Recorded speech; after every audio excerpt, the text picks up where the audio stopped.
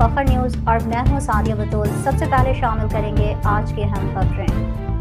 چکوال سے محمد خان منہاس کی رپورٹ۔ سابقہ سینیٹر پاکستان مسلم لیگ نون lieutenant general retired Abdul Qayyum Hilal Imtiaz military صدر Pakistan ex service man society سے PESS office J7 mall Chakwal میں اہم میٹنگ ہوئی، جس میں تحصیل صدر PESS Shakeel Afzal Minhas, media coordinator office secretary Muhammad Khan Minhas اور صوبیدار میجر ریٹائرڈ لال خان نے شرکت کی۔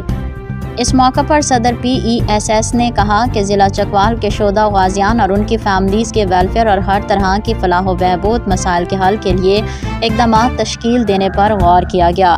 ان میں سر فہرست شہداء کی فیملی کے لیے نان و نفقہ اور ان کو لاحق مسائل پر روشنی ڈالتے ہوئے DASB چکوال کے تھرو فہرست مرتب کرنا اور ان کا ڈیٹا اکٹھا کر کے ان فیملیز کی ہر طرح کی معاونت کی جا سکے۔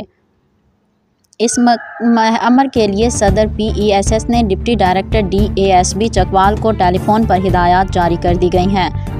شہداء و غازیان چکوال کی فہرست مرتب کر کے تحصیل صدر PESS کو فراہم کی جائے۔ دوسرا پوائنٹ جو زیر بحث رہا وہ یہ تھا کہ شہداء اور غازیوں کی سرزمین چکوال شہر میں فوجی فاؤنڈیشن ڈسپنسری کا قیام ہے۔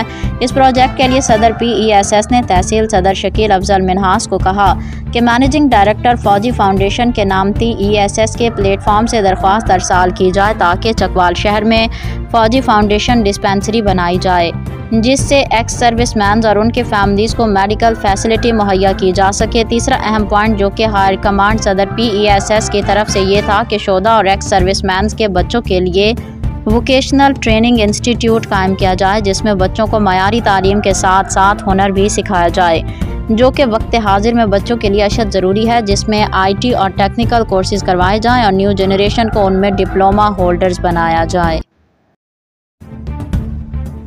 فی الوقت کے لیے نیوز اسٹوڈیو سے اتنا ہی۔ مزید خبروں اور اپڈیٹس کے لیے دیکھتے رہیے فخر نیوز۔